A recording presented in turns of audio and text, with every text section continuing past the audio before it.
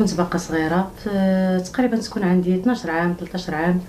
كناكل العصا، كنخرج للزنقه، الاب ديالي كيجري عليا كيخرجني للزنقه. ديما بحال ما هكا كترجعني الوالده مسكينه، كيرجعني هوايا. كثرت ديك العصا بزاف اللي كنت كناكل، هي اللي خرجتني للطريق الحارفت.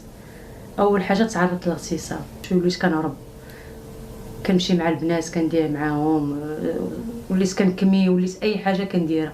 جميع انواع المخدرات درتهم في حياتي. صافي خرجت للشارع، خرجت للزنقه. يعني اب ملي كيجري على بنته ما كتلقاش فين كتمشي، راه كتمشي للشارع. شكون اللي غيحضنها؟ ما غيحضنها حتى شي حد، كيحضنها الشارع.